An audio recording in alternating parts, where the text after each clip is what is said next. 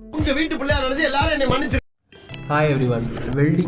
Welding ஜாயின்ஸ்னாக்கா ரெண்டு அல்லது அதுக்கு மேற்பட்ட மெட்டலை வந்து ஹை ப்ரெஷர் அண்ட் ஹீட்டை அப்ளை பண்ணி அதை வந்து ஜாயின் பண்ண வைக்கிற ஒரு ப்ராசஸ் தான் வந்து வெல்டிங் ஜாயிண்ட்.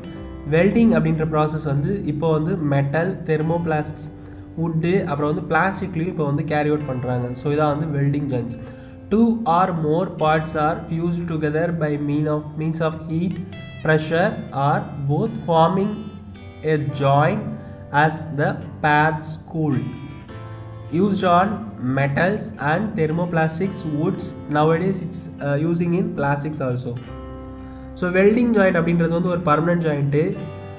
ரெண்டு அல்லது அதுக்கு மேற்பட்ட மெட்டலை வந்து நம்ம வந்து வெல்டிங்கை யூஸ் பண்ணி ஜாயின் பண்ணுறது மூலயமா அதனுடைய ஸ்ட்ரென்த் வந்து இன்க்ரீஸ் ஆகும்.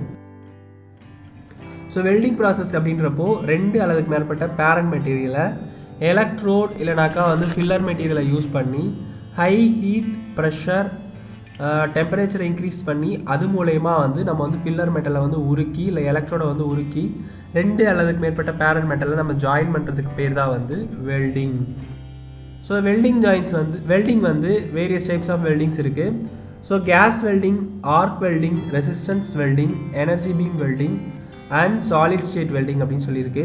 ஸோ ஒவ்வொரு டைப் ஆஃப் வெல்டிங்குமே வந்து ஒரு சோர்ஸ் ஆஃப் எனர்ஜியை பேஸ் பண்ணி அது வந்து ரன் ஆகும். ஸோ அப்படி ரன் ஆகிற வெல்டிங் வந்து நமக்கு எந்த அப்ளிகேஷனுக்கு எப்படிப்பட்ட வெல்டிங் தேவையோ அதுக்கேற்ற மாதிரி நம்ம அந்த அப்ளிகேஷனுக்கு ஏற்ற மாதிரி நம்ம வந்து வெல்டிங்கை சூஸ் பண்ணி நம்ம வெல்டிங் யூஸ் பண்ணுறது மூலயமா நமக்கு வந்து எஃபிஷியண்ட்டான அவுட்புட் கிடைக்கும். ப்ராசஸும் வந்து ஈஸியாக வந்து இருக்கும்.